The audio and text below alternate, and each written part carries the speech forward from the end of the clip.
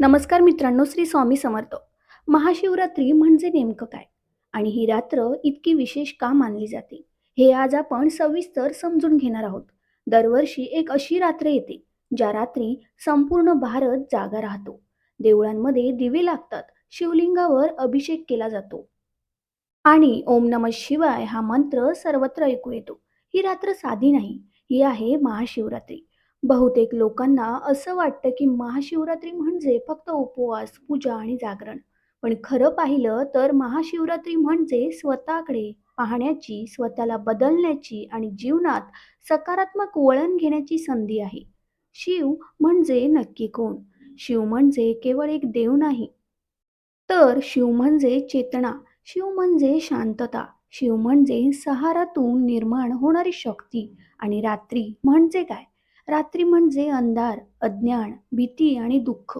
म्हणजे महाशिवरात्रीचा अर्थ होतो अज्ञानाच्या अंधारातून ज्ञानाच्या प्रकाशाकडे जाण्याची रात्र. शिवपुराणात सांगितले आहे की महाशिवरात्रीच्या दिवशी भगवान शिव ज्योतिर्लिंग स्वरूपात प्रकट झाले. शिवलिंग म्हणजे मूर्ती नाही, ते निराकार ऊर्जेचं प्रतीक आहे. त्याला सुरुवात नाही आणि शेवटही नाही. म्हणूनच शिवलिंगाला अनंत मानले जाते. या दिवशी शिवतत्व संपूर्ण सृष्टीत अधिक सक्रिय असतं. म्हणूनच या दिवशी केलेली पूजा, जप आणि नामस्मरण लवकर फळ देतं, असं मानलं जातं. आपलं रोजचं जीवन पाहिलं तर आपण सतत काही ना काही ताणात असतो. घरची जबाबदारी, नात्यांमधले प्रश्न, आर्थिक चिंता, आरोग्याची काळजी, या सगळ्याचा भार मनावर साठत जातो. महाशिवरात्री ही रात्र अशी आहे ज्या रात्री मनाला शांत करण्याची संधी मिळते. शिव ध्यानस्थ बसलेले असतात, डोळे अर्धवट बंद, पूर्ण शांत, कोणतीही अपेक्षा नाही. शिव आपल्याला शिकवतात की बाहेर कितीही वादळ असो, आत शांत राहायला शिका. महाशिवरात्री महिलांसाठी विशेष महत्त्वाची मानली जाते, कारण ही रात्र शिव आणि पार्वती यांच्या मिलनाची रात्र आहे. पार्वतीने शिवांना प्राप्त करण्यासाठी खूप कठोर तपश्चर्या केली. संयम, श्रद्धा आणि निष्ठा याचं हे सर्वोत्तम उदाहरण आहे. म्हणूनच विवाहित महिलांनी महाशिवरात्रीला शिवपूजा केली तर सौभाग्य टिकून राहतं, नात्यांमध्ये गोडवा राहतो आणि घरात शांतता नांदते.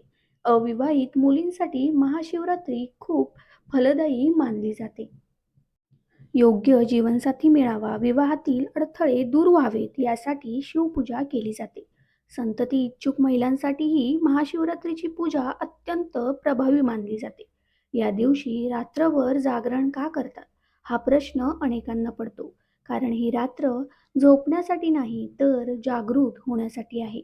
मन, विचार आणि आत्मा या सगळ्यांना जाग करण्यासाठी ही रात्र दिली जाते. संपूर्ण रात्र जागरण शक्य नसेल तरी काही वेळ मंत्रजप, नामस्मरण किंवा ध्यान केलं तरी शिव प्रसन्न होतात. महाशिवरात्रीला फक्त बाहेरची पूजा महत्त्वाची नाही, आतली शुद्धताही तितकीच महत्त्वाची आहे. या दिवशी राग, खोटेपणा, द्वेष आणि वाईट विचार यांपासून दूर राहणं खूप गरजेचं आहे.